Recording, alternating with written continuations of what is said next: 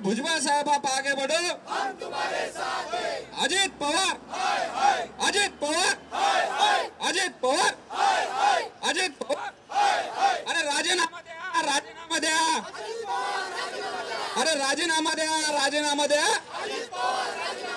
अजित पवार, अजित पवार, जवाब दो, जवाब दो, अजित पवार जवाब दो। अरे कुठं बसला, कुठं बसला अजित पवार, अरे अजित पवार जवाब दो, जवाब दो, अजित पवार जवाब दो, जवाब दो, जवाब दो, अजित पवार जवाब दो। सरपंच विजय असो, सरपंच विजय असो, सरपंच विजय असो, सरपंच विजय असो। अजित पवार, हाय हाय, अजित पवार, हाय हाय, सुनील तटकरे, हाय हाय, सुनील तटकरे, हाय हाय, सुनील तटकरे, हाय हाय, प्रफुल्ल पटेल, हाय हाय, प्रफुल्ल पटेल, हाय हाय, प्रफुल्ल पटेल, हाय हाय, राजीनामा द्या, राजीनामा द्या, अजित पवार राजीनामा द्या, राजीनामा द्या, राजीनामा द्या, अजित पवार राजीनामा द्या। अरे ओबीसींची एकच चळवळ, अरे ओबीसींची एकच चळवळ,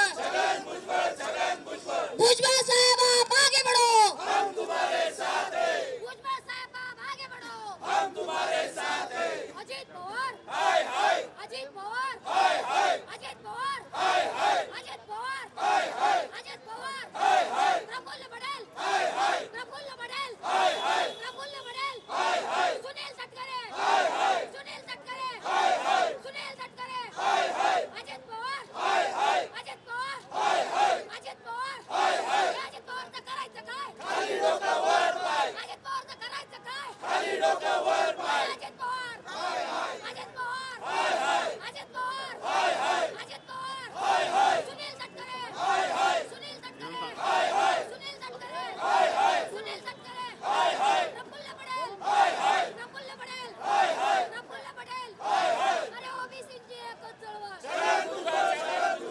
ओबीसींची एकच चळवळ।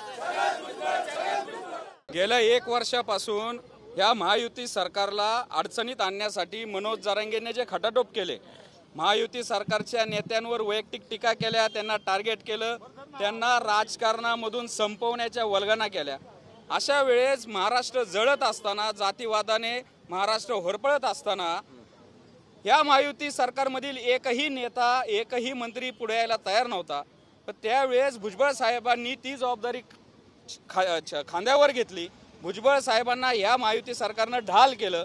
या जरांगेचे जे जातीवादी वार होते ते भुजबळ साहेबांनी झेलले आणि जरांगेचं आक्रमण पलटून लावलं। या महायुती सरकारला भुजबळांच्या चेहऱ्याकडे बघून आणि या ओबीसींनी 5वी बहुमत दिलं, 231च्या वर आमदार निवडून दिले आणि ज्या वेळेस तुमची सत्ता संपादन झाली त्यावेळेस ह्याच भुजबळ साहेबांचा तुम्हाला विसर पडला। भुजबळ साहेबांचा तुम्ही दगाबाजी केली, भुजबळ साहेबांबरोबर भुजबळ साहेबांचा पत्ता कट केला।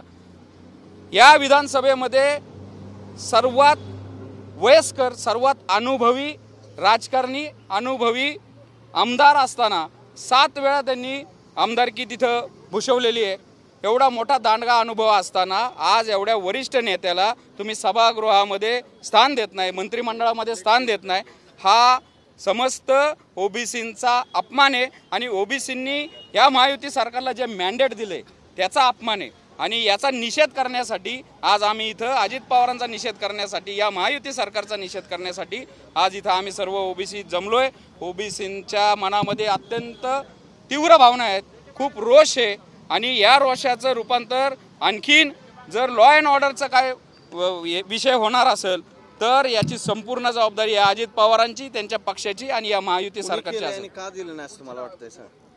नाही, आम्हाला तर असं स्पष्ट वाटतंय की भुजबळ साहेबांची जी राजकीय कारकीर्द आहे ही फक्त ओबीसी साठी त्यांच्या संघर्षामध्ये गेलेली आहे आणि मला असं वाटतंय आता एवढं 5वी बहुमत मिळाल्यामुळं कुठंतरी ओबीसी विरोधी काहीतरी करायचं, मग जातीगत जनगणना करायची नाही किंवा ओबीसीच्या आरक्षणामध्ये घुसखोरी करून कोणाला तरी मराठा समाजाला आरक्षण द्यायचं, असं काहीतरी यांच्या मनात असेल आणि याच्यामध्ये जर भुजबळ साहेब मंत्रिमंडळात असतील तर सर्वात मोठा अडसर भुजबळ साहेब ठरतील। त्यामुळं ओबीसीच्या नेत्याला आणि ओबीसींचा जो आवाज आहे, ओबीसींचा जो व्हॉइस आहे तो व्हॉइस दाबायचा, तो नेता संपवायचा की जेणेकरून यांना रान मोकळं राहील आणि ओबीसीचं वाटोळं करता येईल।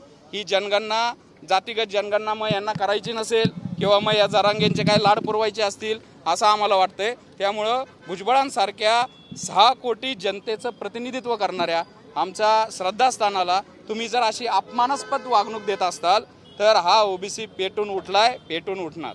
आमच्या ओबीसींचे हृदय सम्राट माननीय छगन भुजबळ साहेब यांना मंत्री पदातून या अजित पवार यांनी वगळलेलं आहे, याचा निषेध करण्यासाठी आज आम्ही इथं जमलेलो आहोत। खरं तर मला असं वाटतंय की अजितदादांना त्यांची घराणेशाही जसं की रोहित पवार असतील किंवा आणखीन कोण जयंत पाटील असतील त्यांचे जुनी राष्ट्रवादी या नवीन राष्ट्रवादीमध्ये विलीन करायचंय की काय असं आम्हाला वाटतंय। म्हणून भुजबळ साहेबांना जाणीवपूर्वक तिथं वगळण्यात आलेलं आहे आणि पुढे चालून या भविष्यामध्ये या 5 वर्षाच्या कालखंडामध्ये ओबीसीच्या आरक्षणात जर काही बदल करायचे असतील तर छगन भुजबळ एकमेव हे त्यांना अडसर ठरू शकतात आणि म्हणून त्यांना जाणीवपूर्वक बाजूला करण्याचं काम इथल्या या महायुती सरकारनं आणि विशेष करून अजित पवार या राष्ट्रवादीच्या गटानं हे महापाप केलेलं आहे आणि याचा निषेध जेवढा करावा तितका कमी आहे। कारण छगन भुजबळ हे 6 कोटी जनतेचे कशा प्रकारे निषेध करताय या ठिकाणी? त्यांचा निषेध आम्ही आता येते जे इलेक्शन आहे स्थानिक स्वराज्य संस्था त्यांना आज भीती वाटतेय आता म्हणून तर अजित पवार लपून बसलेले आहेत। त्यांना जर खरंच तोंड असतं तर ते जाहीरपणे काहीतरी समोर येऊन भूमिका मांडली असती आणि त्यांनी आम्हाला बऱ्याच लोकांनी 2.5 वर्षाचा फॉर्म्युला मला सांगा अजित पवार 2.5 वर्षासाठी उपमुख्यमंत्री राहतील का? 2.5 वर्षानंतर त्यांनी आम्हाला जाहीर करावं 2.5 वर्ष उपमुख्यमंत्री म्हणून मी स्वतः 2.5 वर्षांना राजीनामा देतो आणि 2.5 वर्षाच्या नंतर आपल्या छगन भुजबळ साहेबांना उपमुख्यमंत्री करतील असा त्यांनी शब्द द्यावा, तेव्हा आम्ही आमचा आहे आक्रोश आणि निषेध आंदोलन आम्ही मागे घेऊ।